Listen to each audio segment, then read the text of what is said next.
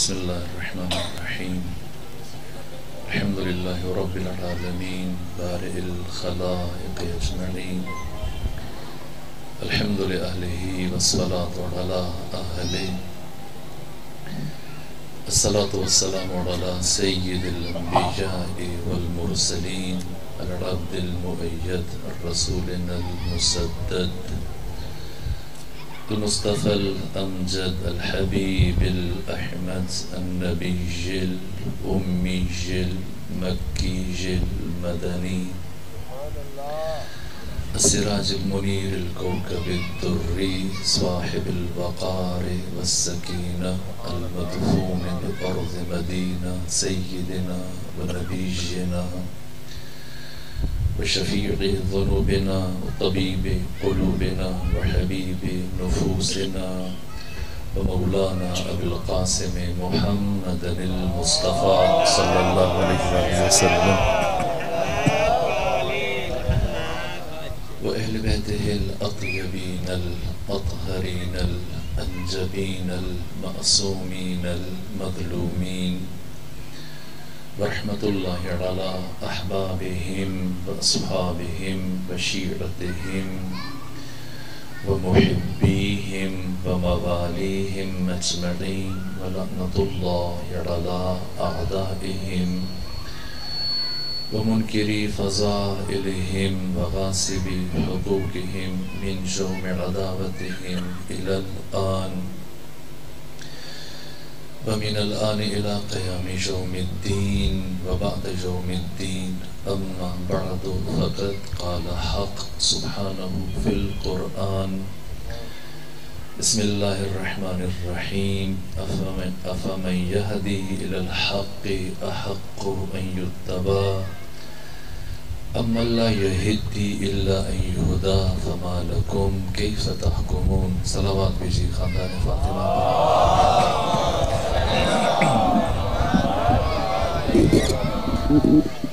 اس سے پہلے کہ میں اپنی ٹوٹی پھوٹی گزارشات کا آغاز کروں، اب تمام مومنین سے التماس ہے کہ ان چند مرحومین کی ایصال ثواب کے لیے حاجی ملک دلاور حسین، حاجی غلام سرور اور ان کی زوجہ مرحومہ حاجی مہدی اور ان کی زوجہ مرحومہ حاجی ملک لیاقت حسین، ملک محمد عمران اور محمد ہاشم اور ان کی اہلیہ اور ملک جیون علی، اس کے علاوہ ان کی زوجہ اور جملہ مومنین مومنات شہداء اسلام اور وہ تمام افراد کہ اس وقت دنیا میں جن کے لیے کوئی فاتحہ پڑھنے والا نہیں، سب کے درجات کی بلندی کے لیے اور ایصال ثواب کے لیے سورہ فاتحہ کی تلاوت کر لیجیے.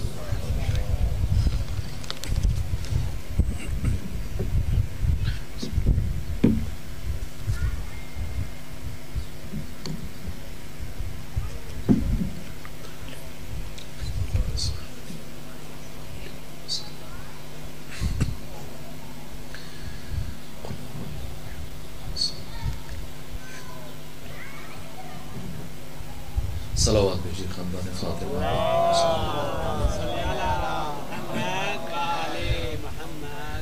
میں بانیان سے اور آپ تمام حاضرین سے معذرت چاہتا ہوں کہ طبیعت ناساز ہونے شاید زیادہ بہتر انداز میں آپ میں بیان نہ کر سکوں. مجھ سے خواہش کی گئی کہ میں کچھ کلمات حضرت امام محمد باقر علیہ السلام کی شخصیت سے متعلق کروں. چند کلمات وجود مبارک حضرت ابوالفضل عباس اور ان کے مختصر نصائح آپ کے سامنے بیان کروں.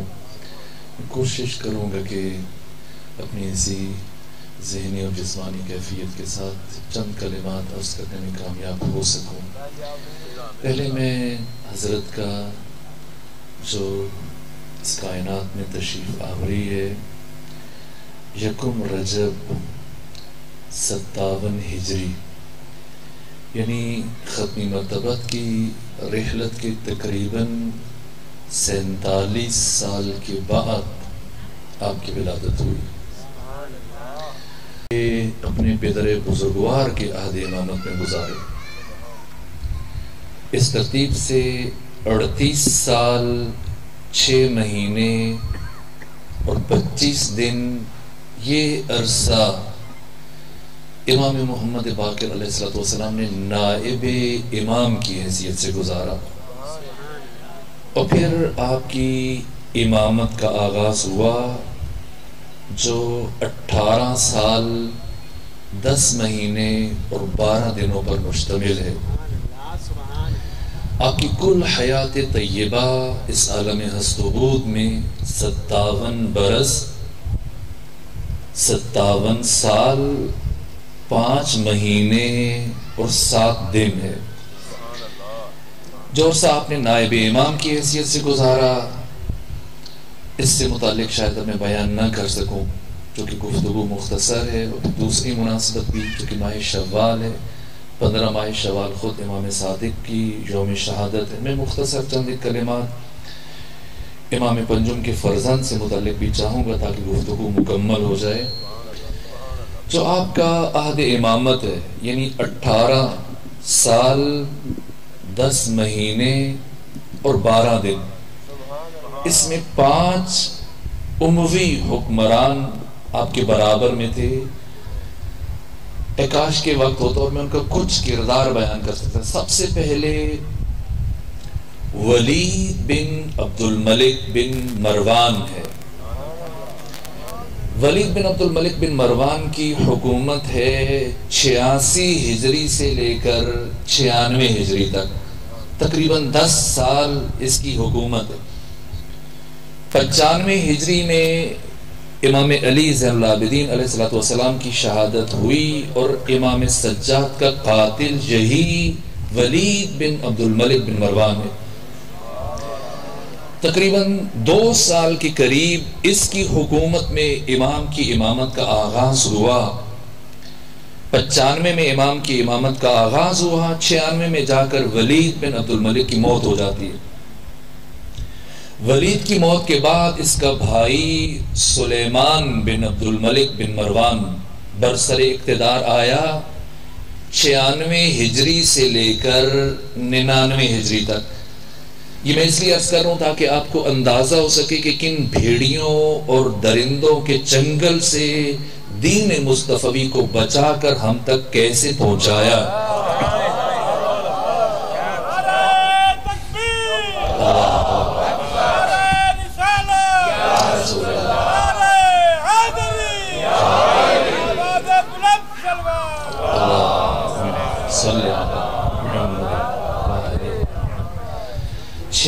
ہجری سے لے کر 99 ہجری تک سلیمان بن عبد الملک کس قدر پست اور حقیر اور رذیل اور عیاش فرد ہے، آپ تاریخوں میں اس کا کردار مطالعہ کر سکتے ہیں. وہ شخص کے جو یزید ابن معاویہ ابن ابو سفیان کی طرح اپنے محارم کے ساتھ، محرم رشتوں کے ساتھ،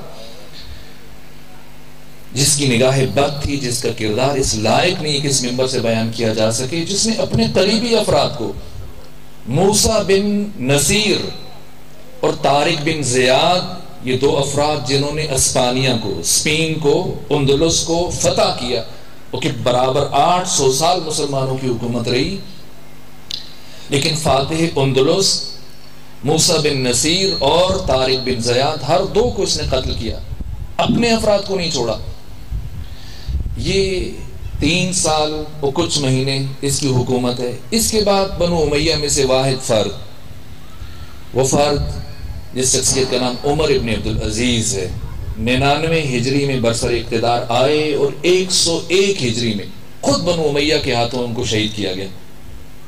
یہ وہ شخصیت ہے بنو امیہ میں سے جس میں پہلی مرتبہ امیر المومنین کے اوپر جو خطبات جمعہ پوری اسلامی دنیا میں 3 بر اعظموں کے اندر جتنی بھی دیہات اور شہر جہاں جہاں نماز جمعہ پڑھی جاتی تھی، ہر جمعے کا جو بنیادی رکن تھا وہ امیر المومنین کے اوپر سب لعن اور ناسزا باتیں، گالیاں، توہین، کردار کشی.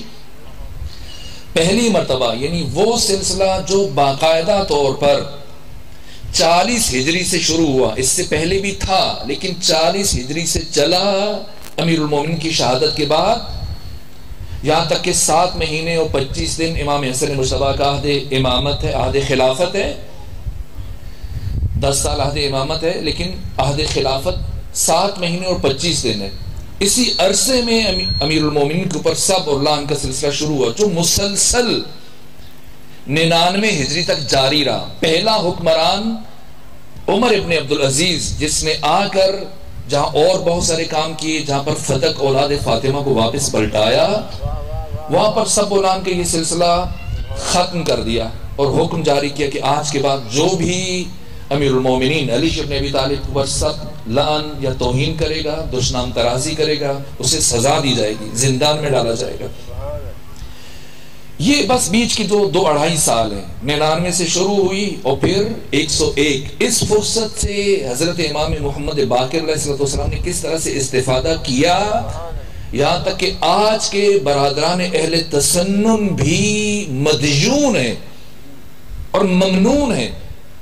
ورنہ یہ جو آج ان کے پاس ذخیرہ احادیث ہے جس میں سچی جھوٹی حدیثیں سب جمع ہیں کہ ان میں سے پھر منتخب کرنا ان کی تہذیب ایک مشکل کام ہے، لیکن جو بھی ذخیرہ حدیث ہے، اس ذخیرہ حدیث میں سے احادیث نبوی کا آ جانا، اس میں بہت بڑا کردار ہے حضرت باقر العلوم کا، امام پنجم کا، پدر بزرگوار امام جعفر صادق علیہ السلام کا، امام باقر علیہ السلام کا. اسی عہد میں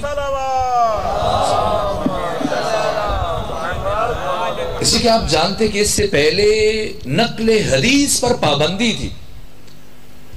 ختمی مرتبت کی رحلت کے فوراً بعد جو بہت سارے کام شروع ہوئے، ان کاموں میں سے ایک کام یہ تھا کہ جو حاملان حدیث تھے، ناقلان حدیث تھے، ان کے مدینہ سے باہر سفر کے اوپر روک لگا دی گئی، پابندی لگا دی گئی. اور جتنے بھی ذخیرے جس کے پاس 10 حدیث ہیں، 20 ہیں، 40 ہیں، 50 ہیں، 500 ہیں، کھال کے اوپر لکھی ہوئی ہے، اونٹ کی ہڈیوں کے اوپر لکھی ہوئی ہے، سب کو جمع کر کے جلوا دیا گیا. اور یہ کہا گیا چونکہ قرآن کے ساتھ حدیث کے مخلوط ہونے کا، کاتی پاتی ہونے کا اندیشہ ہے، اس لیے ذخیرہ حدیث ضائع کیا جائے تاکہ قرآن کی آیات مخلوط نہ ہو جائے اور قرآن محفوظ رہے تحریف سے، تغیر سے، تبدل سے. اور یہ قدغن چلتا رہا یہاں تک کہ پھر بالخصوص 40 ہجری کے بعد جعل حدیث کا کام شروع ہوا. یعنی ختمی مرتبت کی نسبت ایسی ایسی باتیں گھڑی گئیں جس کا آج آپ ایک عام انسان کے لیے تصور نہیں کر سکتے. اور آج جو امت مسلمہ کے لیے بہت بڑی پریشانی ہے کہ آئے دن کوئی کسی دنیا کے کونے سے اٹھتا ہے، ختمی مرتبت کی شخصیت کے خلاف کتاب لکھتا ہے، باتیں کرتا ہے. یہ باتیں کہاں سے ہیں؟ کوئی مسلمان انکار نہیں کر سکتا. یہ انہی کتابوں میں سے ہے. یہاں تک کہ ہندوستان سے جو کتاب چھپی میں اس کتاب کا نام لینا مناسب نہیں سمجھتا، چونکہ خود نام میں بھی یہ اہانت ہے. خود اس کتاب کے لکھنے والے کو جب عدالت میں پیش کیا گیا، اس نے کہا اگر ایک بھی بات خود میری طرف سے ہو تو مجھے پھانسی پہ لٹکا دیا جائے، لیکن میں یہ مسلمانوں کے بنیادی منابع سے یہ کتابیں لکھی. یہ مشکل ہے جعل حدیث کا. پہلی مرتبہ علم حدیث کی تدوین اور احادیث کی مجموعے جو مرتب ہونا شروع ہوئے، اور جو کام یہ تاکید تھی حضرت امام باقر کی عمر ابن عبدالعزیز کو، اور عمر ابن عبدالعزیز نے ابن شہاب زہری اس کو مامور کیا. اور پھر آج جو ہم دنیا اسلام کے پاس احادیث کے بڑے بڑے ذخیرے ہیں، اگرچہ کہ یہ 6 کی 6 کتابیں، بخاری ہے، مسلم ہے، ترمذی ہے، ابن ماجہ ہے، ابو داؤد ہے، نسائی ہے، یہ 6 کتابیں امام حسن عسکری علیہ السلام کے دور میں جمع ہوئی، لکھی گئی، امام زمانہ کی غیبت سے پہلے 11ویں امام کے زمانے میں. لیکن آغاز احادیث کا وہ ذخیرے جو مرتب ہونا شروع ہوئے وہ حضرت امام محمد باقر علیہ السلام کے عصر میں مرتب ہونا شروع ہوئے.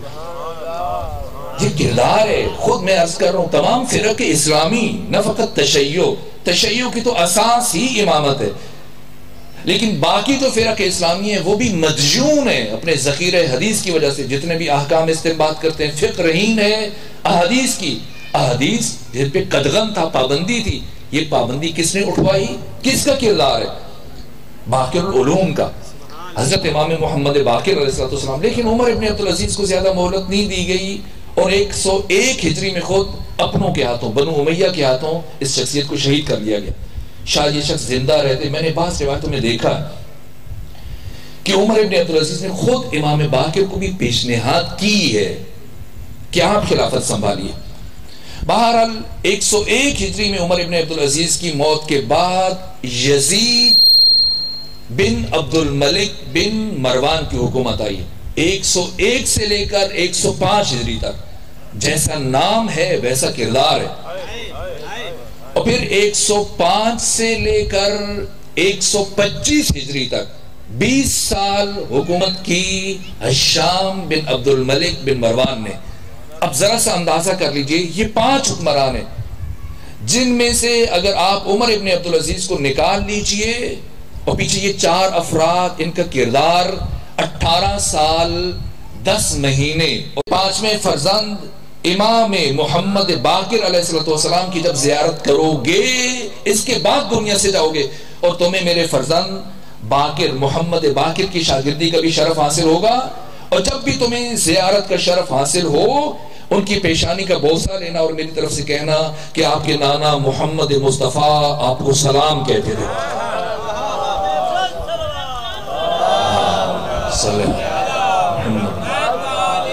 یہ جابر بن عبداللہ انصاری کچھ شخصیتیں ختمی مرتبت کے اصحاب میں سے ہیں جو جنہوں نے زیادہ، جیسے ایک انس بن مالک ہے، یہ قدیم ترین 3 اصحاب ہیں جن میں سے ایک طولانی عمر پانے والے انس بن مالک ہے. اسی طرح سے ایک شخصیت ہے جابر بن عبداللہ انصاری، ایک واصل بن عطا ہے. جابر بن عبداللہ انصاری جب بہت بوڑھے ہو گئے اور اب بینائی بھی آپ کی کمزور ہونے لگ گئی، لیکن برابر ان کا ایک ورد تھا، ان کی زبان پر ایک ذکر رہتا تھا. مدینے کی گلیوں میں عصا پکڑ کے چلتے تھے اور وقفے وقفے سے یا باقر ہو یا باقر ہو یا باقر ہو یا باقر ہو یا باقر ہو. اور لوگ پوچھتے یہ کیا بات کر رہے ہیں؟ کہا کہ مجھے رسول صادق نے یہ خبر دی تھی کہ تم میرے 5ویں فرزند کی زیارت کا شرف حاصل کرو گے، میں انہی کا انتظار کر رہا ہوں. اور شدت انتظار کے باعث ہر لمحہ میری زبان پر انہی کا نام، انہی کا لقب جاری رہتا ہے. سب ہنس پڑتے تھے کہ شاید یہ اب سن رسیدہ ہیں، مسن ہیں، بوڑھے ہو چکے ہیں تو اس طرح کی باتیں کرتے ہیں، دیوانگی ان کے اوپر طاری ہو رہی ہے. لیکن ان کا یہی انداز تھا. یہاں تک کہ دن گزرتے گئے اور وہ دن آیا جب پہلی مرتبہ 3 سال کی عمر میں امام محمد باقر جب گھر سے مسجد پہنچے، مسجد کی طرف چلے اور جب آئے مسجد داخل ہو رہے تھے، اس موقع پر جب پوچھا جابر ابن عبداللہ انصاری نے ایک خاص خوشبو محسوس کرتے ہوئے کہ کیا آپ مناسب سمجھتے ہیں کہ آپ مجھے اپنا تعارف کروا دیں؟ حضرت نے اپنا تعارف کروایا تو اب گریہ شوق جاری ہوا، اشک جاری ہوئے، آگے بڑھے اور کہا کہ مجھے خبر دی تھی، مجھے آپ کے نانا نے خبر دی تھی اور میں مسلسل حالت انتظار میں تھا، مجھے یقین تھا کہ مجھے آپ کی زیارت کا شرف حاصل ہوگا. امام بیٹھے، گفتگو شروع ہوئی اور اس کے بعد جب گفتگو شروع ہوئی تو امام نے کہا کہ کافی باتیں شروع ہوگی تو حضرت نے فرمایا کہ کیا آپ مجھے میرے نانا کی امانت نہیں پہنچائیں گے جو میرے جد بزرگوار نے آپ کو فرمایا تھا. اب اٹھے، گریہ کرتے ہوئے پیشانی کا بوسہ لیا اور پھر ختمی مرتبت کا سلام پہنچایا. طولانی گفتگو ہے لیکن ظاہر ہے کہ وقت مختصر میں ایک جملہ عرض کروں. یہاں پر حضرت امام محمد باقر علیہ السلام 3 سال سن ہے جسے ختمی مرتبت نے باقر العلوم کا، یعنی علوم کی تہ میں اتر کر، عمق میں جا کر، گہرائی میں جا کر، تہ در تہ علوم کو شگافتہ کرنے والا،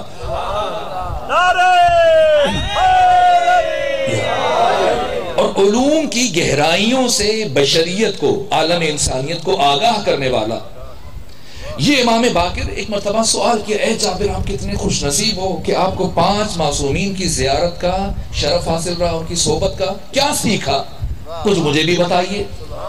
آپ کیا جواب دیا؟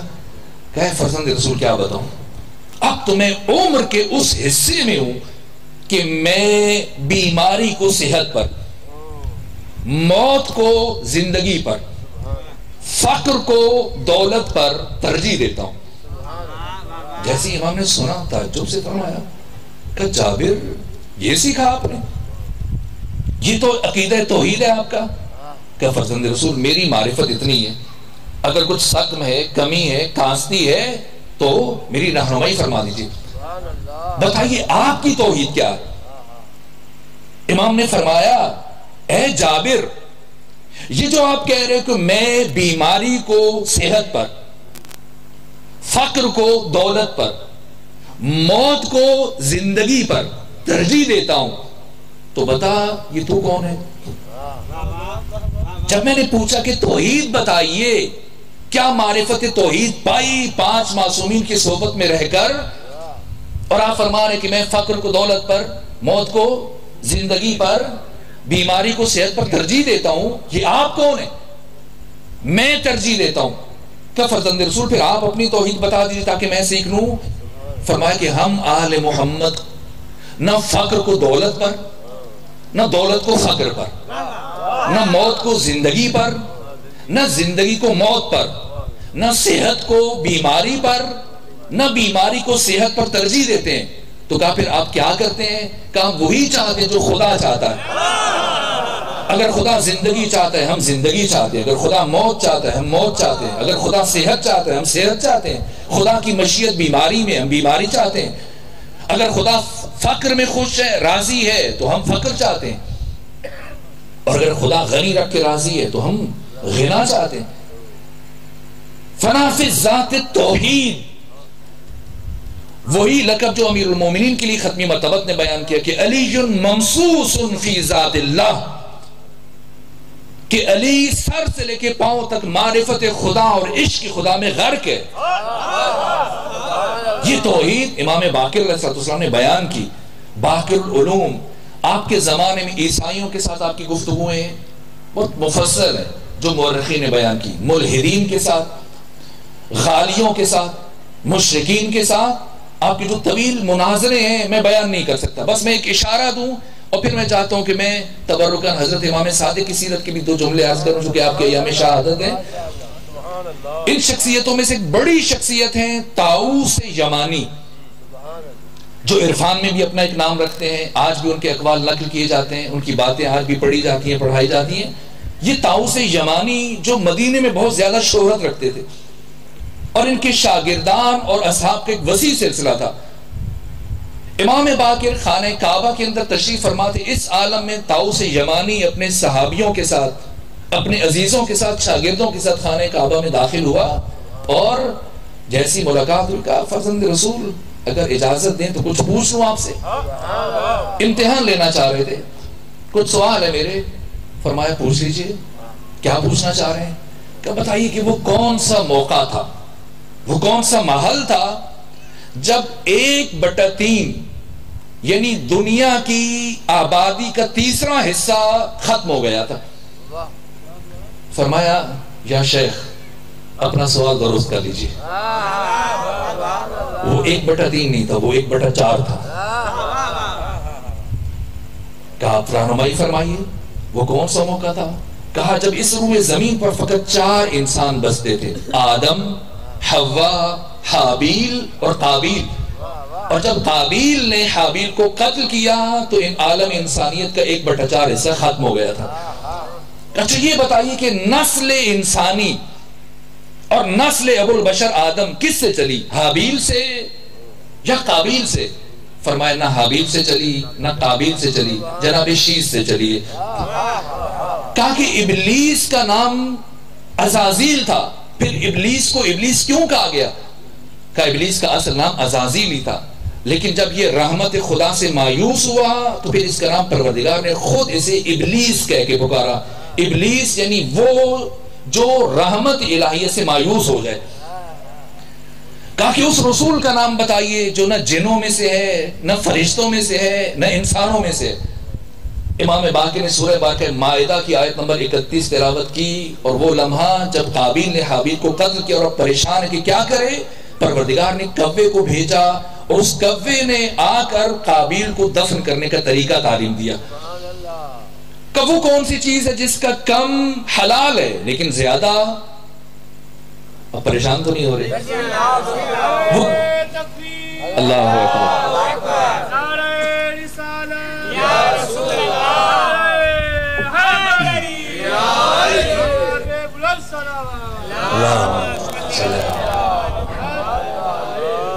وہ کون سی چیز ہے کہ جس کا کم حلال ہے لیکن زیادہ حرام ہے؟ حضرت نے فرمایا جب جناب طالوت اپنے لشکر کو لے کے چلے اور ان سے کہا کہ یا اپنے لشکر والوں سے کہا کہ ان اللہ مبتلیکم بالنہر، اے میرے لشکر والوں، اللہ تمہاری شجاعت کا امتحان لے گا ایک نہر کے ذریعے سے، فمن شرب منہ فلیس منی، جو اس نہر سے جو شخص پانی پی لے گا وہ میرا سپاہی نہیں ہے۔ ہاں اتنی اجازت میں دیتا ہوں کہ الا من اغترف غرفۃ بیدہ، اگر کوئی چلو برابر پانی پی لے تو اس میں کوئی حرج نہیں ہے۔ یہ وہ پانی تھا جس کا کم قوم طالوت پر، لشکر طالوت پر حلال کیا گیا لیکن زیادہ حرام تھا کہ چلو سے زیادہ نہیں پی سکتے۔ کہا کہ وہ کون سی نماز ہے جس لیے وضو شرط نہیں ہے، اور وہ کون سا روزہ ہے جو کھانے پینے سے بھی نہیں ٹوٹا تھا؟ امام نے فرمایا وہ نماز جنازہ ہے جس میں وضو شرط نہیں ہے، اور وہ روزہ جناب مریم کا روزہ تھا جسے 26 نمبر آیت سورہ مریم کی حضرت تلاوت کی، کہا کہ وہ خاموشی کا روزہ تھا، چپ کا روزہ تھا کہ جو کھانے پینے سے نہیں ٹوٹا تھا۔ بالآخر طاؤس جمانی کی اور بھی بہت سارے سوالات ہیں۔ یوں ہر طبقے بشر، ہر شعبہ حیات سے تعلق رکھنے والے، چونکہ جو اصل اب مجبوری ہے، وقت کی کمی ہے، ورنہ میں حضرت امام علی زین العابدین کے زمانے کا کچھ بیان کرتا تو آپ کو اندازہ ہوتا کہ اب کیسی کیفیت بن چکی تھی۔ اس میں آ کر کس طرح سے امام محمد باقر علیہ السلام نے چراغ علم، چراغ معرفت کو جلایا، اور پھر کیسی کیسی شخصیتوں کو پروان چڑھایا۔ وہ 4 عناصر جن پر فقہ امام جعفر صادق کھڑی ہے، ان چاروں کے استاد اور معلم حضرت امام محمد باقر علیہ السلام ہے، جن میں سے ایک شخصیت جابر بن یزید جوفی ہے، جنہوں نے 70,000 احادیث امام محمد باقر علیہ السلام سے نقل کی کتب احادیث میں، صرف ایک شخصیت۔ دوسری شخصیت ابو بصیر ہیں، تیسری شخصیت ابان بن تغلب ہیں، جن سے متعلق امام نے فرمایا کہ اے ابان بن تغلب اجلس فی مسجد المدینہ وفد الناس، اے ابان مسجد نبوی میں بیٹھ جاؤ اور لوگوں کے لیے فتویٰ بیان کرو، لوگوں سے کہو کہ میرے پاس نہ آئیں، محمد باقر کے پاس نہ آئیں، بیٹھو مسجد نبوی میں، لوگوں کے لیے فتویٰ بیان کرو کہ میں اپنے شیعوں میں تجھ جیسوں سے بہت محبت کرتا ہوں۔ یہ پروان چڑھا رہے، یہ اساس، وہ بنیاد جس کے اوپر آ کر پھر امام صادق نے وہ بلند ترین عمارت استوار کی کہ جس کی بلندی کو دیکھنے کے لیے انسان کی ٹوپیاں اور امامے گر جائیں، اور اس عمارت معرفت امام صادق کی بلندی کا اندازہ نہ کر سکے۔ اساس حضرت امام محمد باقر علیہ السلام نے رکھی ہے، اور کیا کس طرح سے اپنی شخصیتوں کی، اپنے شاگردوں کی تربیت فرمائی۔ ابو بصیر کہ ہماری احادیث کا ایک بڑا ذخیرہ جناب ابو بصیر کے ذریعے سے ہم تک پہنچا ہے۔ یہ ابو بصیر کس طرح سے اخلاقی تربیت کی طرف حضرت توجہ فرماتے تھے۔ ایک دن آئے ابو بصیر تو حضرت نے بے تفاوتی کا مظاہرہ کیا، اپنا رخ دوسری طرف پھیر لیا۔ ابو بصیر پریشان ہو گئے، فرزند رسول کیا بات ہے؟ کہ ابو بصیر جو کام آج تم نے کیا، اگر تم یہ کام کرو گے تو شاید ہم سے دور ہو جاؤ اور اللہ کی توجہ سے محروم ہو جاؤ گے۔ یہ کام کرنے کے بعد پھر اللہ اپنے بندوں سے توجہ ہٹا دیتا ہے۔ کہ فرزند رسول کیا غلطی ہو؟ کہا کہ کوفہ کی خاتون کو جب تو آج قرآن کی تعلیم دینے کے لیے گیا تو تم نے اس سے شوخی کی، مزاح کیا، اور نامحرم خاتون کے ساتھ اضافی بات کرنا، مزاح کرنا پروردگار کو سخت ناپسند ہے۔ علنی گناہ سے انسان فاسق بنتا ہے، لیکن وہ گناہ جو انسان مخفی طور پر انجام دیتا ہے اللہ کی توجہ سے محروم ہو جاتا ہے۔ ہوشیار ہو جاؤ ابو بصیر۔ اور امام باقر نے یہ بات ابو بصیر سے نہیں کی، ہم سب سے کہی، اپنے ہر شاگرد سے، اپنے ہر شیعہ سے، قیامت تک آنے والے اپنے پیروکاروں کو یہ پیغام دیا۔ بالخصوص آج کے عصر میں، آج کے جوان کے لیے میں یہ بات عرض کر رہا ہوں۔ اساس مذہب اہل بیت کی مکتبی اعتبار سے یہ امام باقر نے کھڑی کی، اور پھر اسے بام عروج تک امام صادق نے پہنچایا۔ دیکھیے آپ کیا نقوی نہیں ہے، حیدری نہیں ہے، موسوی نہیں ہے، علوی نہیں ہے، مہدوی نہیں ہے لیکن دنیا والے بھی اور آپ خود بھی اپنے آپ کو کیا کہہ کے شناخت کرواتے ہیں؟ کیوں جعفری کیوں ہے؟ کیا فقہ محمدی نہیں ہے؟ فقہ مہدوی نہیں ہے؟ فقہ جعفری کیوں کہا جاتا ہے؟ یہ وہ کام ہے جس کی اساس اور بنیاد امام باقر نے رکھی اور بام عروج تک امام صادق نے پہنچایا. کیسے کہ پھر جہاں امام کے شاگرد شاید 200 سے زیادہ نہیں ہے امام باقر کے، لیکن اساس دی، بنیاد ان ابتدائی شخصیتوں کو تیار کیا اور پھر انہیں مزید تراشا.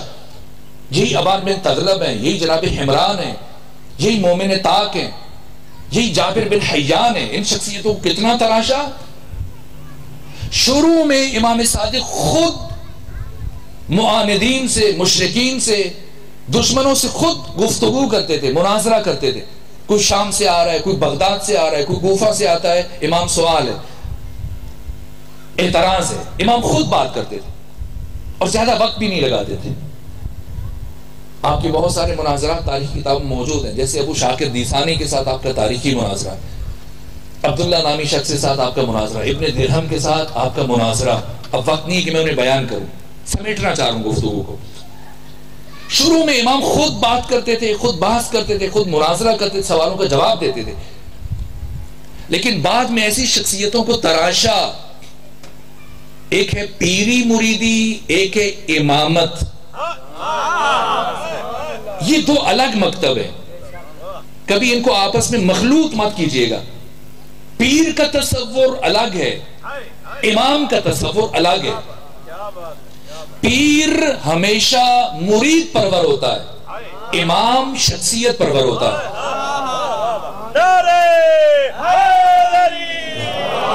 پیر انسانوں کو آ کے مرید بناتا ہے اپنا، امام آ کے تراشتا ہے، شخصیت بناتا ہے. کتنی بڑی بڑی شخصیتوں کو تراشا امام صادق نے. ابان بن تغلب کو، علوم قرآن میں جناب حمران کو، لغت اور ادبیات میں ابان بن تغلب کو، علم کلام اور عقائد میں مومن طاق کو، حدیث میں جناب زرارہ کو، فقہ میں ابو بصیر کو، علم الکیمیاء میں جابر بن حیان کو.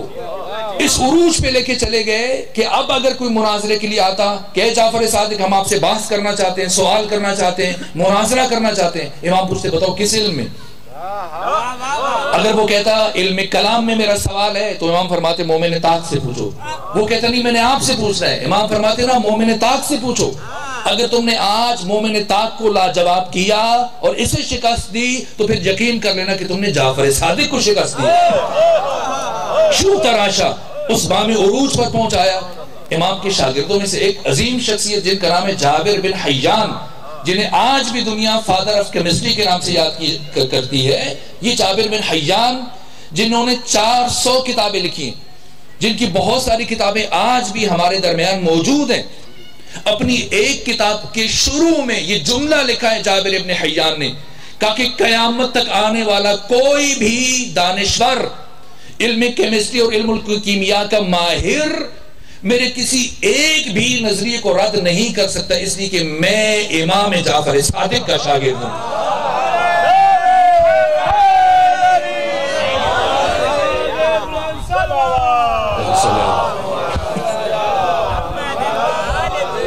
بس اب میں چاہتا ہوں کہ اپنی گفتگو کو اختتامی مرحلے کی طرف لے کے جاؤں.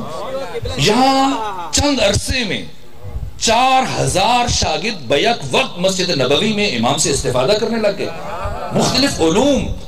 یہاں تک کہ راوی کہتے ہیں ایک مرتبہ میں مسجد کوفہ میں داخل ہوا جہاں ہزاروں افراد الگ الگ ٹولیوں میں بیٹھے ہوئے تھے، اور میں جس ٹولی کے پاس جا کے رکتا تھا کہ کیا بات کر رہے ہیں، ہر ایک کی زبان پر یہی تھا قال الباقر قال الصادق. باقر نے یہ کہا، صادق نے یہ کہا. اور خود منصور دوانقی جو پہلے اس طرف متوجہ نہیں تھا، سمجھ رہا تھا کہ میں پوری اسلامی دنیا کا حکمران ہوں، لوگوں پر حکومت کر رہا ہوں، میرے پاس لشکر ہے، عسکر ہے، فوج ہے، مال ہے، دولت ہے. کچھ عرصے کے بعد اسے محسوس ہوا کہ میری حکومت تو صرف لوگوں کے جسموں تک محدود ہو کے رہ گئی ہے. اور اس وقت اگر عالم اسلام میں کوئی شخصیت مسلمانوں کے دلوں کے اوپر حکومت کر رہی ہے تو وہ محمد باقر کا فرزند جعفر صادق ہے. پریشان ہو گیا. اس کو اپنا وجود بیمانہ لگنے لگ گیا، حقیر لگنے لگ گیا، پست لگنے لگ گیا. کیا کرے، میں تو برائے نام حکمران ہوں. ہر ایک کی زبان پر جعفر صادق کا نام ہے، ہر ایک جعفر صادق کی بات کرتا ہے. ان کی نظریات پوری اسلامی دنیا میں چل رہے ہیں. پوری اسلامی دنیا میں اس وقت جا تو کوئی امام صادق کا شاگرد ہے یا ان کی شاگرد کا شاگرد ہے. ہر ایک نے، بڑے بڑے دانشوروں نے زانوہائے تتلمذ امام کے سامنے آ کر طے کر دیے، سرخم کر دیا ہے. اب سوچنے لگ گیا، وزیروں سے مشورہ کیا کیا کرے کہ امام کی اس علمی مرجعیت اور مرکزیت کو ختم کرے، توڑے اور لوگوں کی توجہ کو امام جعفر صادق سے ہٹائے. تتبع، تفحص اور چھان پھٹک اور تلاش بسیار کے بعد پورے اسلامی معاشرے میں سے بغداد کی ایک شخصیت کا انتخاب کیا. کون ہے؟ جناب نعمان بن ثابت، جن کا لقب ابو حنیفہ ہے اور دنیا امام اعظم کے نام سے یاد کرتی ہے. بلایا اپنے دربار میں، کہا کہ میں چاہتا ہوں کہ آپ اہل دربار کی موجودگی میں، میرے وزیروں اور مشیروں کی موجودگی میں کچھ ایسے سوال پوچھے جعفر صادق سے کہ جعفر صادق لاجواب ہو جائے، جواب نہ دے سکے، اور پھر یہ بات پوری اسلامی دنیا میں پھیلا دوں اور جعفر صادق کی سبکی ہو اور لوگ ان کی طرف سے پیچھے ہٹنا شروع ہو جائیں، لوگوں کی توجہ کم ہو جائے. پہلے عذر خواہی کی، پھر قبول کر لیا. منصور دوانکی نے کہا کہ اگر آپ اس کوشش میں کامیاب ہو جاتے ہیں تو میں اتنا کچھ آپ کو عطا کر دوں گا کہ آپ کی نسلوں کے لیے کافی ہو جائے گا، اور میں سرکاری سطح پر آپ کی امامت کا اعلان کروں گا. بات طے ہوگی کہ مجھے کچھ وقت چاہیے، مہلت چاہیے. 4 مہینے کی مہلت کے بعد خود جناب نعمان بن ثابت آئے منصور دوانکی کے پاس، کہا کہ وہ سوال آمادہ ہے، اب بلا لیجئے جعفر صادق کو. اب امام جعفر صادق علیہ السلام کو مدینے سے بلایا گیا، حضرت تشریف لائے، اور جب آئے حضرت دربار سجا ہے، ہزاروں کی تعداد میں خواص، علماء، دانشور، اہل دربار، وزراء، مشیر، گورنر بیٹھے ہیں. منصور دوانکی بیٹھا ہے، ایک طرف کرسی لگی ہے، جناب نعمان بن ثابت بیٹھے ہیں، ایک طرف امام جعفر صادق علیہ السلام کے لیے مسند بچھائی گئی. اور بات کے آغاز میں منصور دوانکی نے کہا کہ اے امام جعفر صادق، یہ ایک بہت بڑی علمی شخصیت ہے، ان کے کچھ سوالات ہیں، ہم نے چاہا کہ اہل دربار کی موجودگی، میری موجودگی میں یہ سوالات پوچھیں تاکہ آپ جواب دیں اور ہم سب استفادہ کر سکیں. امام نے فرمایا ان سے کہ یہ پوچھیے، ہم انہیں جانتے ہیں، یہ نہیں بتایا کہ میرے شاگرد رہ چکے. صرف پہلے علی نے لوگوں کو ہلاکت سے نہیں بچایا، خود نعمان بن ثابت کے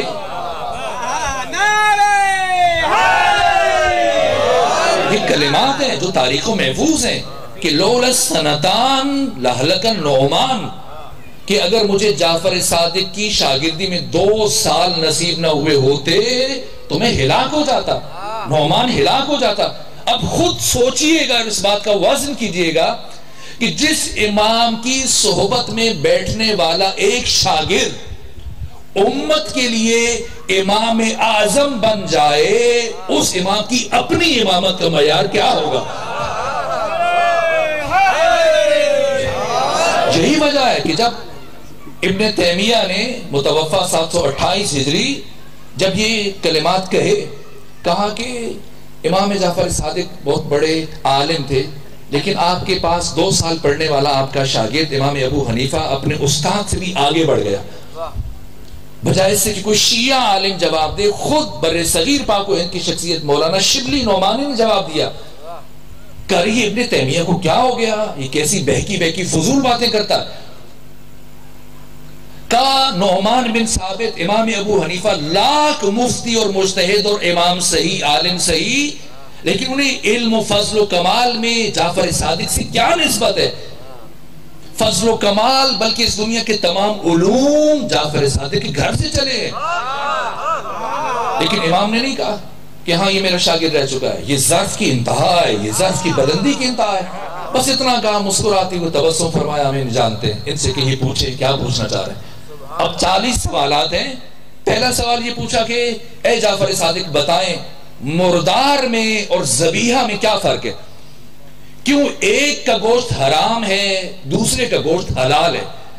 امام نے فرمایا خون کا فرق ہے، ایک کا خون اس کے جسم میں رہ جاتا ہے اس لیے وہ حرام ہے، دوسرے کا خون جسم سے باہر نکل جاتا ہے اس لیے وہ حلال ہے. کہ پھر یہ خون ہی کو اللہ نے کیوں حرام قرار دے دیا؟ اگر اللہ خون کو حلال کر دیتا تو کم سے کم یہ گوشت ضائع نہ ہوتا۔ امام نے فرمایا اللہ اپنے بندوں پر رؤوف ہے، رحیم ہے، اور وہ کسی بھی مضر صحت شے کو اپنے بندوں کے لیے جائز اور حلال قرار نہیں دے سکتا۔ کہ کیا ضرر ہے خون میں؟ فرمایا خون کے اندر 3 نقصان ہے۔ اگر کوئی خون کھائے یا پیے، ایک تو کوڑ اور جزام کی بیماری کا شکار ہو جائے گا، دوسرا تسیل القلب ہو جائے گا، تیسرا اس سے بدبو اور تعفن اٹھنا شروع ہو جائے گا۔ فرمایا پھر اگر اتنا اہم ہے ذبیحہ کا گوشت اور مردار نہیں کھانا چاہیے، تو ہمیں کیسے پتہ چلے کہ جو گوشت ہم بازار سے خرید کے لائے ہیں یہ گوشت مردار کا ہے یا ذبیحہ کا ہے؟ لاہور میں آپ کے بھائی کیا کچھ نہیں کھاتے رہے، تو کیسے پتہ چلے کہ قصاب نے آپ کو ذبیحہ کا گوشت دیا ہے یا مردار کا گوشت دیا ہے؟ امام نے فرمایا گوشت لانے کے بعد اگر اطمینان نہ ہو تو اسے آگ پہ رکھو، اگر گوشت سکڑنے لگ جائے تو ذبیحہ ہے، اگر پھیلنے لگ جائے تو مردار ہے۔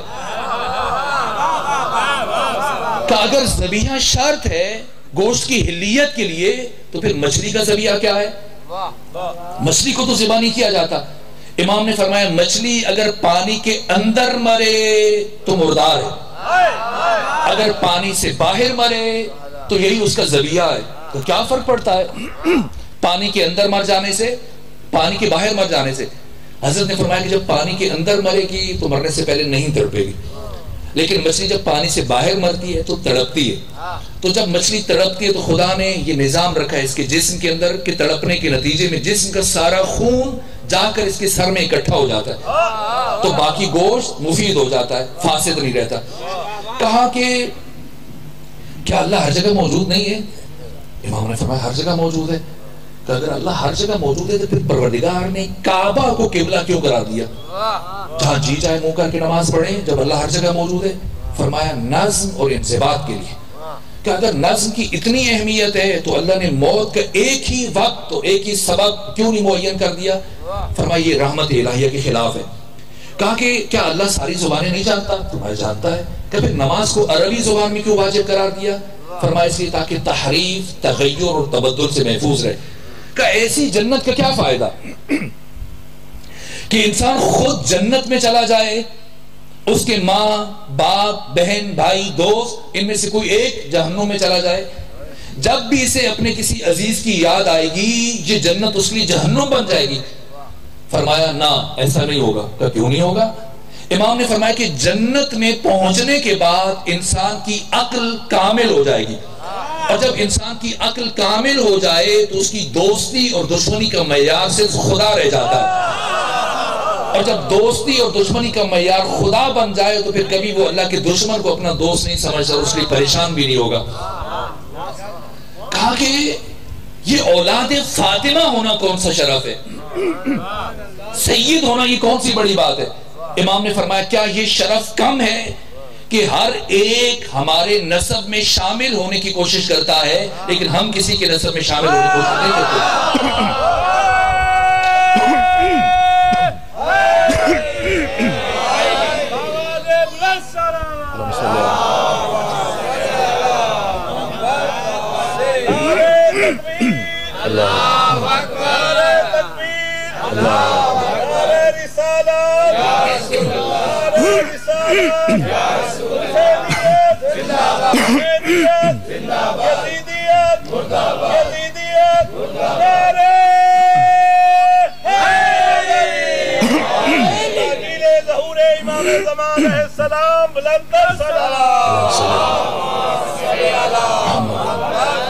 اس وقت آخری مراحل میں ایسے سمیٹ رہا ہوں گفتگو۔ کہا کہ یہ آپ کے شیعہ اعمال میں سست ہیں، نماز روزے میں سستی کرتے، لیکن جو آپ کی امامت اور ولایت کو نہیں مانتے یہ اعمال میں بڑے چست ہیں، نمازیں پڑھتے ہیں، عبادت میں لگے رہتے ہیں، کیا وجہ ہے؟ امام نے فرمایا کہ شیطان نے، ابلیس نے ہمارے شیعوں کو عقیدے میں گمراہ کرنے کی کوشش کی، نتیجے میں ناکام ہوا، پھر اس نے سارا زور عمل پہ لگایا، اس لیے سے کچھ کامیابی مل جاتی ہے تو ہمارے شیعوں سے اعمال میں سستی ہو جاتی ہے، لیکن ہمارے مخالفین کو عقیدے میں گمراہ کرنے کے بعد چھوڑ دیا کہ عمل میں لگے رہو، یہ کون سا تمہیں فائدہ پہنچا دے گا۔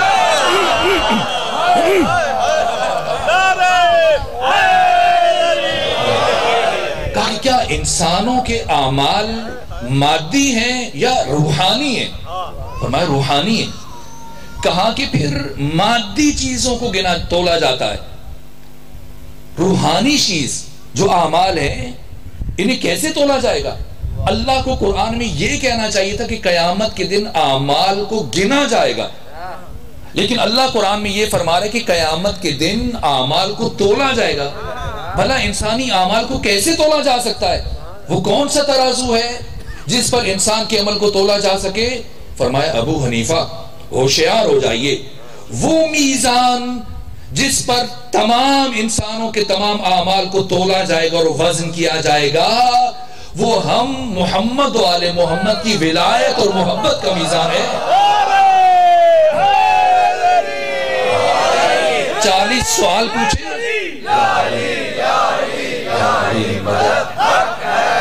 40 سوال پوچھے گئے بھرے دربار میں۔ امام نے 40 سوالوں کے جواب دیے۔ اہل بصرہ کا نظریہ پیش کیا، اہل کوفہ کا، علماء حجاز کا، اہل مدینہ کا نظریہ پیش کیا، اور پھر قرآن و سنت سے ہر سوال کے جواب میں جب اپنا نظریہ پیش کیا، بالآخر علم دوست تھا، آپ کا شاگرد رہ چکا تھا، علم سے محبت کرتا تھا، ابو حنیفہ نعمان بن ثابت وہی منصور دوانقی کے دربار میں کھڑے ہوئے۔ یہ بھی بھول گئے کہ کس نے بلایا تھا، یہ بھی بھول گئے کس لیے بلایا تھا، یہ بھی بھول گئے بعد میں کیا پریشانی بن سکتی ہے۔ جیسے ان 40 سوالوں کے ایک ایک سوال کا جواب سنا، اٹھے کھڑے ہوئے اور کہا اے امام جعفر صادق، آج منصور دوانقی کے دربار میں کھڑے ہو کر ابو حنیفہ نعمان بن ثابت یہ گواہی دے کے جا رہا ہے کہ چشم فلک نے، آسمان کی آنکھ نے اس ساری کائنات میں جعفر صادق سے بڑا عالم نہیں دیکھا۔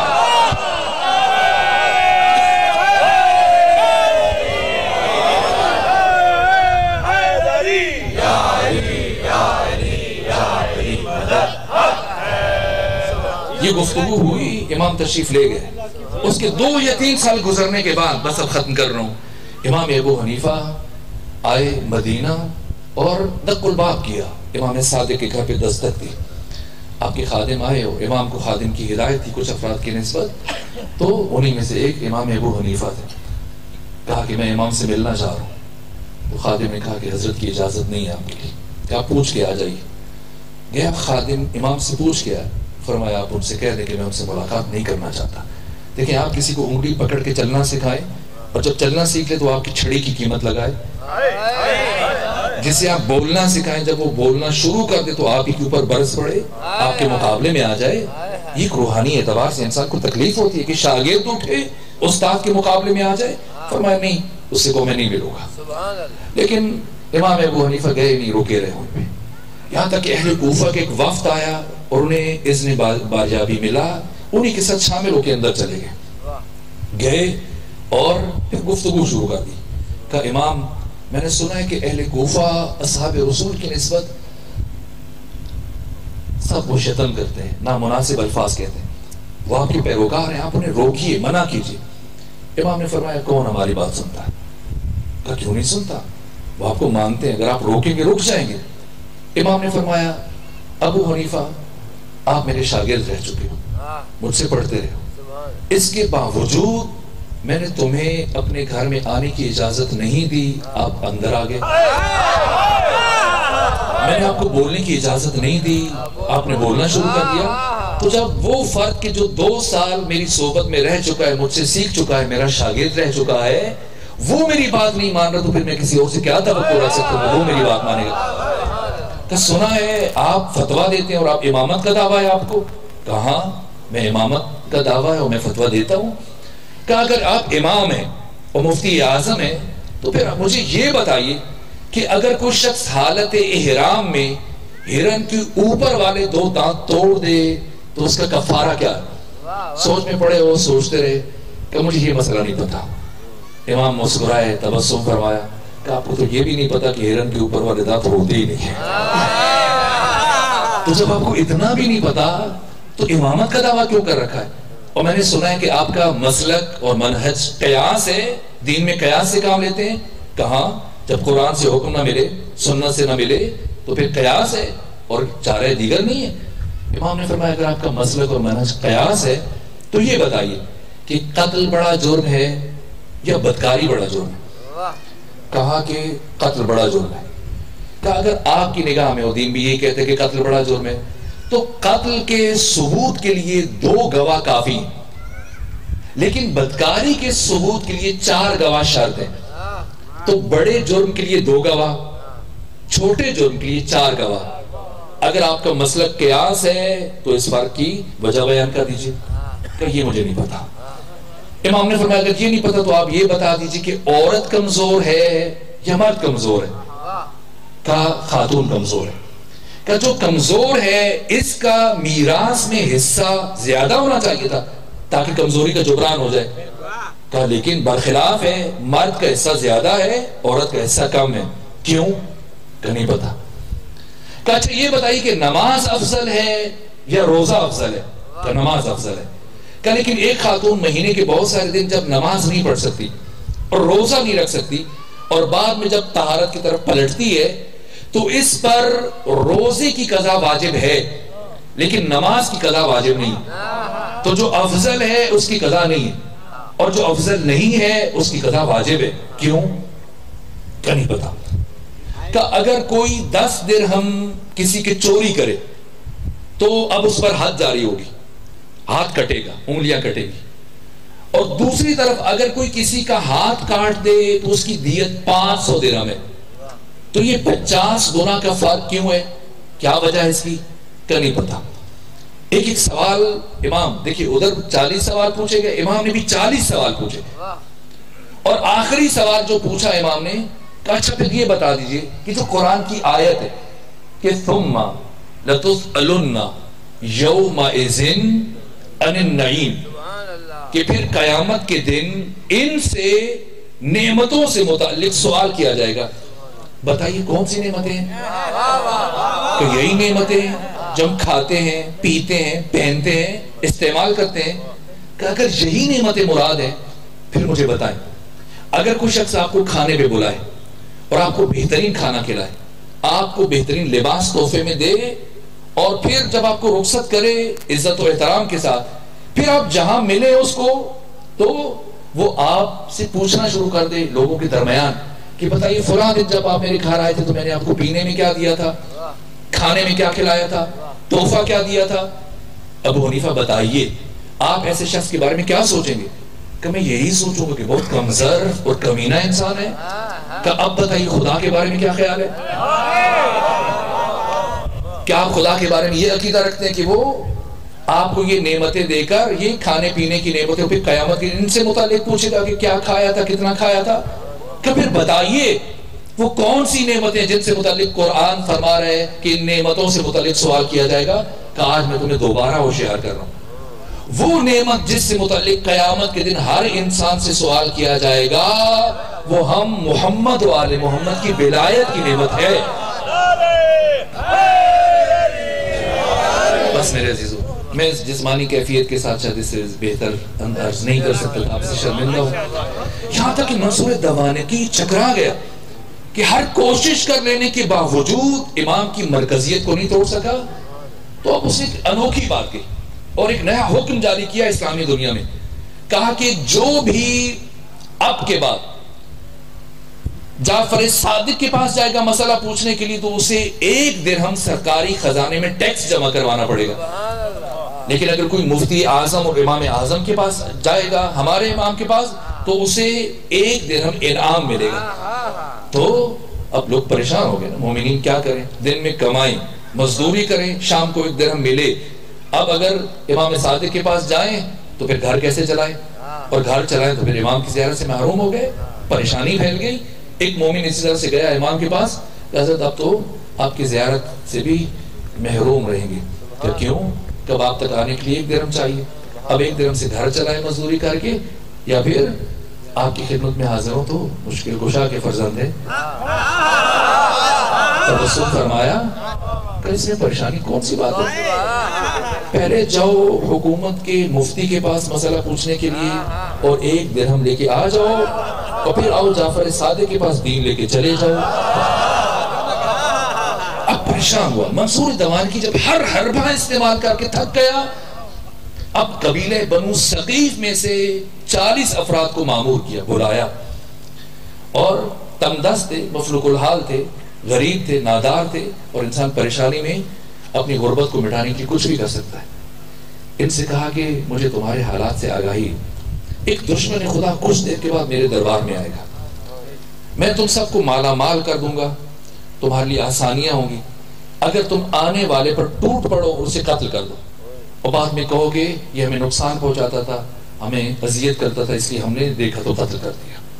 تیار ہیں، سب کے ہاتھوں میں ننگی تلواریں، کھڑے امام صادق کو بلوایا گیا۔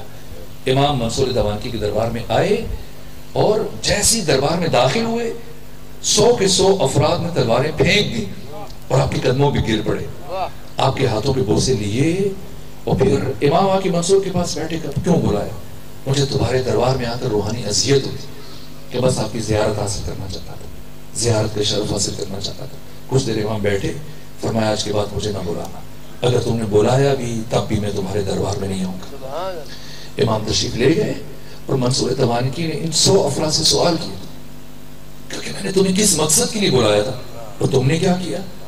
کہا کہ تم نے ہم سے یہ کہا تھا کہ دشمن خدا آ رہا ہے، اسے قتل کرنا ہے، لیکن یہ تو ہمارا محسن تھا، تم حاکم وقت، اس کے باوجود ہمارے حالات سے غافل ہو، لیکن یہ ہمارا وہ محسن ہے کہ جو شب کی تاریکی میں ہر رات ہمارے بچوں کے لیے اناج اور کھانا اور غلہ لے کے آتا ہے، بھلا دنیاوی انعام کی لالچ میں ہم اپنے محسن کو شہید کر دیں؟ منصور دوانکی نے 3 مرتبہ امام صادق کے گھر کو آگ لگائی، اور بالآخر آخری مرحلے میں امام کی شمع حیات کو گل کیا۔ مجھے یہ کہا گیا کہ میں حضرت ابوالفضل عباس کی مصیبت سے متعلق 2 جملے عرض کروں۔ حضرت ابوالفضل عباس آئمہ کے نزدیک وہ مقام اور شرف رکھتے ہیں خود امام صادق علیہ السلام سے متعلق کہ جب کبھی مجلس کا اہتمام کرتے تھے تو وہ اوقات فرماتے تھے کہ آج ابوالفضل عباس کی مصیبت بیان کرو۔ کون ہے حضرت ابوالفضل عباس؟ امام علی زین العابدین سے متعلق بھی روایات ملتی کہ آپ کے احترام پر تعظیماً آپ کے نام پہ کھڑے ہو جاتے تھے۔ کون ہے ابوالفضل عباس؟ ابوالفضل عباس صرف کسی گروہ یا فرقے کی میراث نہیں ہے، یہ تصور باطل ہے۔ ابوالفضل عباس سرمایہ بشریت ہے، 8,500 سالہ انسانی تاریخ جس میں اب تک 21 تہذیبیں اور تمدن گزر چکے ہیں۔ ہر انسانی تہذیب میں کچھ ویلیوز ہیں، کچھ قدریں، لیکن ضروری نہیں کہ دوسری تہذیب نے ان قدروں کو وہی اہمیت دی، لیکن ایک قدر اور ویلیو وہ ہے جسے ان 8,500 سالوں میں ہر انسانی تہذیب نے سب سے زیادہ سراہا اور پسند کیا۔ اس قدر اور ویلیو کا نام ہے وفا، اور اس ساری کائنات میں وفا کی معراج کا نام ہے ابوالفضل عباس۔ ابوالفضل عباس پوری بشریت کے لیے سرمایہ ہے، قیامت تک آنے والا انسان فخر کر سکتا ہے کہ عباس نامی ایک ہستی روئے زمین پر زندگی گزار کے جا چکی۔ عباس کی محبت کے لیے، معرفت کے لیے شیعہ ہونا شرط نہیں ہے، حتیٰ مسلمان ہونا شرط نہیں ہے۔ ایک ہندو شاعر نے ابوالفضل عباس کو اس انداز سے خراج عقیدت پیش کیا کہ ہے جہاں میں اس قدر مخمور غم عباس کا، اور نقش سجدہ بن گیا ہے ہر قدم عباس کا، اور بدعتیں کہہ کر مسلمان جب الگ ہو جائیں گے ہندو ہو کر ہم اٹھائیں گے علم عباس کا۔ بشریت کو ناز ہے۔ کون ہے ابوالفضل عباس؟ اور کیا مقام ہے؟ امام حسین علیہ السلام نے 10 سال مسلسل دقت سے کوشش کر کے اپنے 72 ساتھیوں کو چنا ہے پوری اسلامی دنیا سے، اپنے عصر کے شریف ترین، غیور ترین، شجاع ترین، بامعرفت ترین، ذمہ دار ترین افراد کا انتخاب کیا، اور ایسا گلدستہ بنایا کہ 1400 سال گزرنے کے باوجود آج بھی سارے عالم میں ان کی خوشبو محسوس کی جاتی ہے۔ ایک بھی غیر ذمہ دار، ایک بھی جلد باز، ایک بھی بزدل فرد اگر حسین ابن علی اپنے کاروان میں شامل کر لیتے کربلا کبھی بھی تاریخ میں ابدی حیثیت اختیار نہ کر سکتی. ایک ایک فرد کو چنا، تلاش کیا، گلدستہ بنایا، لیکن ایک ایک سپاہی کا انتخاب خود حسین نے کیا. اپنی فوج کے سپہ سالار کا انتخاب حسین نے خود نہیں کیا. کس نے کیا؟ حسین ابن علی کی مادر گرامی نے کیا. اور آپ کی وصیت کے مطابق امام حسین کی پدر بزرگوار امیر المومنین نے کیا. بس 2 جملے عرض کروں گا، میں نے آپ کو بہت زحمت دی. امیر المومنین نے اپنے بڑے بھائی جناب عقیل کو بلایا کہ عقیل اب ماہر علم انصاب عرب ہیں، چاہے ڈھونڈیے عرب میں کوئی شجاع خاندان، ایسی خاتون تلاش کریں کہ جو مجھے کربلا میں میرے بیٹے حسین کی فوج کا علمبردار دے سکے.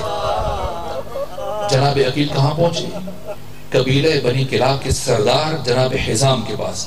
اور جیسی غایت بیان کی، آنے کی وجہ بیان کی، تو جناب حزام اٹھ کے کھڑے ہو گئے کہ میں اتنا خوش نصیب کہ داماد مصطفیٰ میرا داماد بن سکے، مجھے قبول ہے. عقیل نے کہا کہ امیر المومن کی شرط یہ ہے کہ خود اس خاتون سے بھی پوچھا جائے، آپ بیٹی سے بھی دریافت کرو، اگر وہ راضی ہوں گی تب عقد ہوگا. زوجہ کو بھیجا جناب حزام نے بیٹی کے پاس، ان کا نام بھی فاطمہ تھا. کہا کہ امیر المومن کی طرف سے خاصداری کا پیغام آیا کہ آپ کو قبول ہے. کیا جواب دیا؟ کہ مجھے اور تو کچھ نہیں پتا کہ میں کیا جواب دوں. میں بس اتنا جانتی ہوں کہ رات جب میں سو رہی تھی تو میں نے عالم خواب میں انتہائی نورانی چہرے والی بیوی کو دیکھا، جنہوں نے اپنے تعارف میں فرمایا کہ میں تمہارے نبی کی بیٹی فاطمہ زہرا. انہوں نے میری پیشانی کا بوسہ لیا اور اس کے بعد فرمایا اے ام البنین، مبارک ہو کہ عنقریب تم میرے بیٹے عباس کی ماں بننے والی ہو. یہ ابوالفضل عباس ہے. عجیب تعلق ہے، عجیب تعلق ہے جناب سیدہ زہرا کا جناب ابوالفضل عباس کے لیے. یہاں تک کہ وصیت میں بھی اس ہستی کا ذکر ہے. یہاں تک کہ اپنی زندگی کے آخری دنوں میں جناب سیدہ نے اپنے ہاتھوں سے اس ہستی کے لیے قمیض آمادہ کی. اور ایک جملہ اور عرض کروں، وہ دن جب ولادت ہوئی ابوالفضل عباس کی، امیر المومنین نے آپ کے داہنے کان میں آذان کہی، بائنے کان میں اقامت کہی. اس کے بعد جب ثانیہ زہرا آگے بڑھی، وہ کہا بابا کچھ لمحوں کے لیے ابوالفضل عباس کو میرے سپرد کر دیجیے. لیا، پیار کیا اور اس کے بعد بلند کیا ہاتھوں پہ، اور جناب عباس کے کانوں میں کچھ جملے گئے اور دوبارہ لوٹا دیا، امیر المومنین کے ہاتھوں پر رکھ دیا. امیر المومنین نے دریافت کیا اے بیٹی زینب، آپ نے اپنے بھیا عباس کے کان میں کیا کہا؟ کہا بابا میں اپنی ماں فاطمہ زہرا کی وصیت پر عمل کر رہی تھی. ماں فاطمہ نے دنیا سے جاتی مجھ سے کہا تھا اے بیٹی زینب، جب تمہارا بھیا عباس دنیا میں آ جائے تو اسے ہاتھوں میں اٹھا کر اس کے کان میں میرا سلام کہنا، کہ ماں فاطمہ زہرا تجھے سلام کہتی تھی. یہ تعلق روشن ہو گیا. اب ایک جملہ اور سنیں تاکہ مجلس مکمل ہو جائے. میرے سینے میں سکت نہیں، اسی جملے پر بات ختم کر رہا ہوں. میں نے روایتوں میں دیکھا کہ ایک دن جب امیر المومنین اپنے گھر میں داخل ہوئے تو ام البنین پریشانی کے عالم میں گھر کے صحن میں چل رہی تھی. سلام کیا، وجہ دریافت کی. کہا ام البنین کیوں پریشان ہے، کیوں مضطرب ہے؟ کہا حضرت بہت دیر سے عباس گھر سے باہر ہے اور واپس نہیں آئے. کہا عباس چھوٹے نہیں، آ جائیں گے. کہا آقا میں حاسدین مدینہ سے ڈرتی ہوں. ایام انہدام میں جنت البقیع ہے، تو یہ جملہ سن لیجئے تاکہ مجلس مکمل ہو جائے. کہا آقا میں حاسدین مدینہ سے ڈرتی ہوں، کوئی میرے بیٹے عباس کو نقصان نہ پہنچا دے. اگر آپ کے لیے زحمت نہ ہو تو آپ عباس کو تلاش کر کے لے آئیے. ام البنین کی خواہش کے احترام میں علی چلے. کہاں پہنچے؟ جنت البقیع میں، جہاں ایک قبر کے قریب عباس کھڑے گریہ کر رہے ہیں. اور پھر کچھ وقفے سے کچھ کلمات عباس کی زبان سے جاری ہوئے. علی قریب پہنچے کہ سنیں بیٹا عباس کیا بات کر رہا ہے. اب جو علی قریب پہنچے، عباس گریہ کرتے جو کلمات کہہ رہے ہیں، کیا فرما رہے ہیں؟ کہا اے بی بی میں نے سنا ہے کسی نے آپ کے دروازے کو آگ لگائی تھی. اے بی بی میں نے سنا ہے کسی نے جلتا ہوا دروازہ آپ کے اوپر گرایا تھا؟ ابھی بھی میں نے سنا ہے کسی نے آپ کے ہاتھوں پر تازیانے مارے تھے؟ ابھی بھی میں نے سنا ہے کسی شقی نے آپ کے رخسار کے اوپر تماچا مارا تھا؟ اے بی بی کاش میں ہوتا تو دشمن سے پوچھتا کہ تجھے اتنی بڑی جرأت کیسے ہوتی ہے.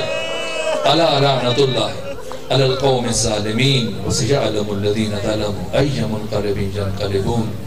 رحم اللہ من قرأ الفاتحہ.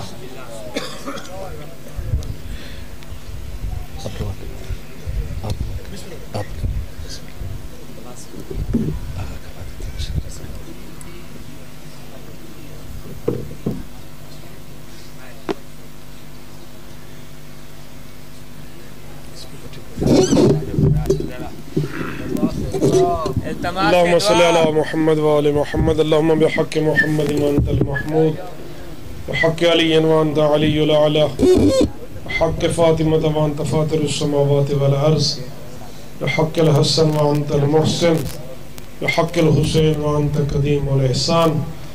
خدایا اپنی عزت و عظمت واسطے ذکر محمد وآل محمد ثواب بانیان دے تمام مرحومین حاضرین دے مرحومین بلاخص جنتا کے ذکر دا تحفہ بھیجنا مقصود ہے. مرحوم حاجی جیوان علی اس سے زوج مرحومہ، مرحوم حاجی ملک دلاور حسین کھاکی، حاجی غلام سرور اس سے زوج مرحومہ، حاجی محمد کاظم اس سے زوج مرحومہ، حاجی ملک لیاقت حسین کھاکی، ملک محمد عمران کھاکی، محمد ہاشم اس سے زوج مرحومہ، اور باقی بھی شہداء ملت جعفریہ جتنے مومنین و مومنات اس جان فانی رخصت ہو گئے. خدایا بخشش نصیب فرما، انہاں دیا قبور تے رحم تنزل فرما، وانیان دے خرچ اخراجات اپنی بارگاہ قبول فرما. رب رحمہما کما ربیانی صغیرہ برحمتک یا ارحم الراحمین. اللہم صلی اللہ. جزاک اللہ بڑی حیات ہے ماشاءاللہ. اللہ تاری عبادت قبول فرماوے، اللہ مرحومین دے درجات بلند فرماوے. جزاک اللہ بھائی. 24 مئی تو 28 مئی تک احمد پاک نیو ملتان 5 روزہ مجالس اعزاز ہیں. جناب علامہ حسن ظفر نقوی شاہ سے خطاب فرمے سے شرکت فرما کے ثواب حاصل فرمے. 14 شوال بعد نماز عشاء مسجد کمرے بنی ہاشم مجلس اعزاز جناب علامہ محمد عسکری مقصد صاحب کتاب کے سننے بعد ماتمی جلوس ہوتی تیرا امام برگاہ شیر شاہ تھے اختتام پذیر تھی سے. 15 شوال بعد نماز عشاء امام برگاہ شیر شاہ دے ہوتے دعا کو میادی تلاوت ہوتی شرکت فرما کے ثواب حاصل فرمے سے. 24 مئی بروز سمار بعد نماز زوران 3 بجے امام برگاہ مقیم شاہ مجلس اعزاز و ماتمداری جناب مولانا محمد عسکری مقصد صاحب سے سمر عباس شمسی صاحب جناب مالک اشتر صاحب خطاب کرتے بعد جناب فرحان علی وارث صاحب نوح خانی فرمے سے شرکت فرما کے ثواب حاصل فرمائے. جزاک اللہ.